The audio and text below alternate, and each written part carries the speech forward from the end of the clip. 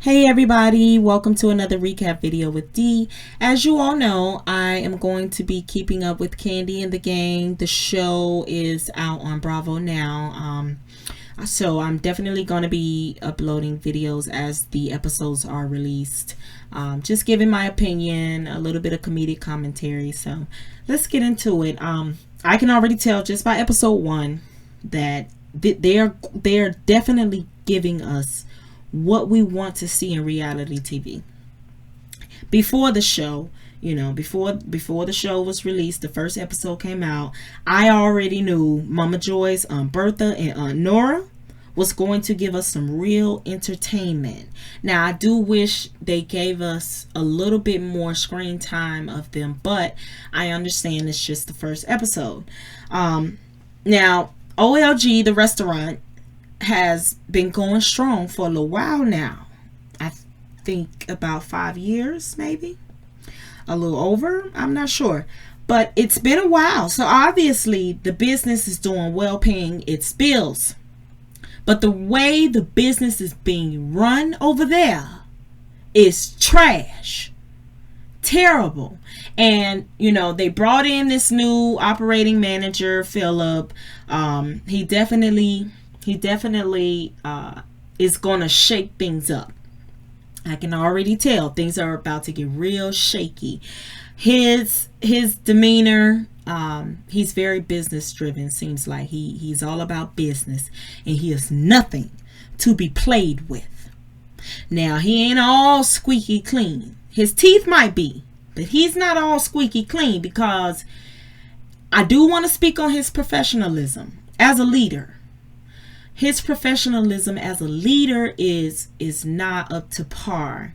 I think that he definitely needs to know how to handle things better with Chandrika, and we'll get into her in a minute.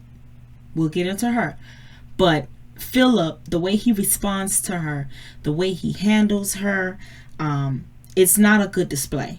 He could definitely do better than that.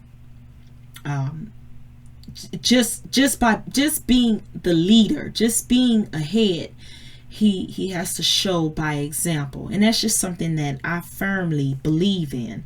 Now, there was a back and forth with him and Chandrika. She is very, very rebellious. Seems like she has a very rebellious spirit. She's too comfortable in the atmosphere. She's shady, she's temperamental, and she's too emotional. To be in the position that she's in, she's too emotional. But hey, if it works for Todd and Kandi, so be it. Moving on. Dominique. Dominique. I actually grew up with Dominique. I've been knowing Dominique since I was 8 years old. We started out dancing together. I hate dance. I don't like dancing. I didn't like dancing, so I stopped. She obviously continued, and she has been doing well. I've been following her journey for a very long time. She is funny. She's a joy to be around. I got excited seeing her on the show. I'm like, yes, like I get to see somebody that I actually personally know. And because I am so headstrong on reality TV being so scripted, this is somebody I've been knowing for over 20 years. So I'm gonna know if this is scripted or not. Anyway, now her burning sage in these folks' establishment. Dominique, what the hell? What the hell? Now, in the restaurant. No, Now, I can say, she is goofy. She has always been that way. She's very funny. Like I said, she is definitely a joy to be around. I don't like the situation with her and Brandon. Brandon seems very spaced out. Like he's not all the way there with the rest of us.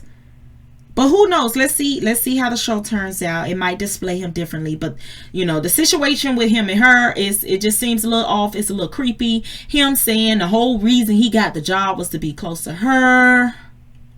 That's a stalker.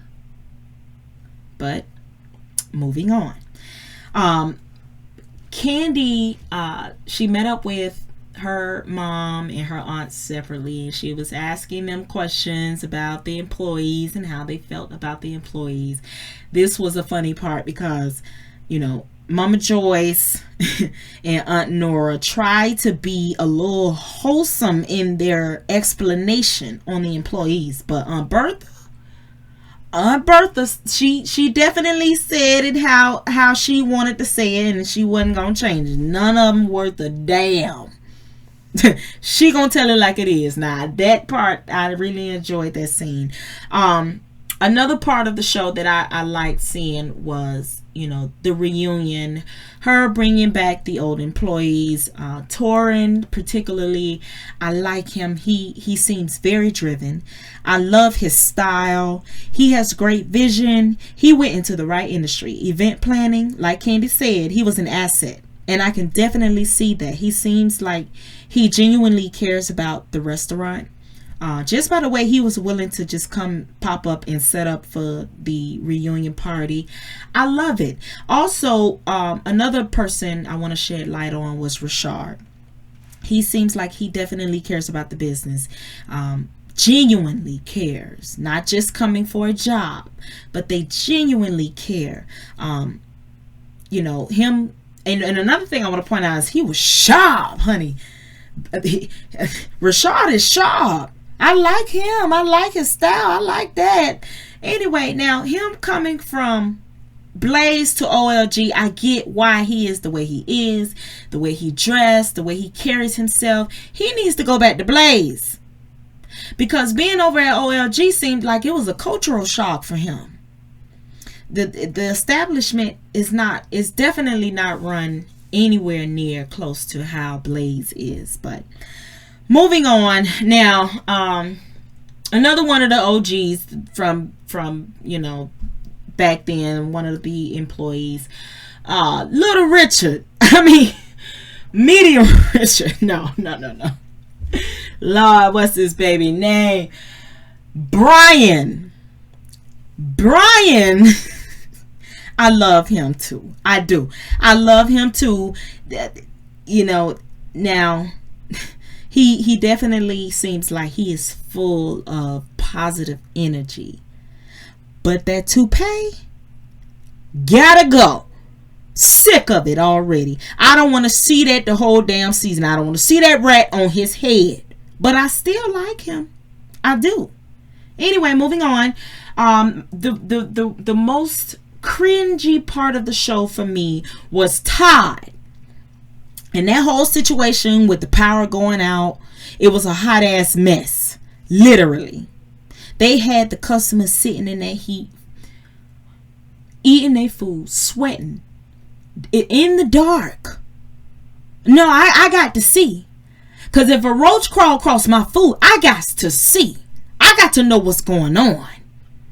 And then Todd saying shit like, the power being out for an hour or two, he can live with it, because going to the store and looking for a generator and checking prices and all that. That's the stupidest shit I ever heard. Because there ain't no way in hell or ice cold cup of water now I'm going to sit in the heat and sweat and eat. Absolutely not. No way. I really, it's just something about Todd that just rubs me the wrong way. It might be his attitude, it might be his height, but hey, you know, I do love him for Kandi. You know, he did turn out to be a wonderful man for her, but I don't like what he said about that. I do not like the way he handled that. They need to go get a generator. Stop being cheap, you cheap so and so. Anyway, overall, I can see I am definitely going to enjoy the show. It does seem like it's going to be a good refreshment for reality TV, because like I said in one of my other videos, reality TV is really going down the rabbit hole. I don't know if it was the pandemic. I don't know. but it's definitely sinking. But this right here, I'm gonna enjoy it. I am definitely gonna keep watching, and I'm definitely gonna keep updating you guys. That is my review on Kandi and the Gang episode 1. I will see you all in the next video. Thank you for watching.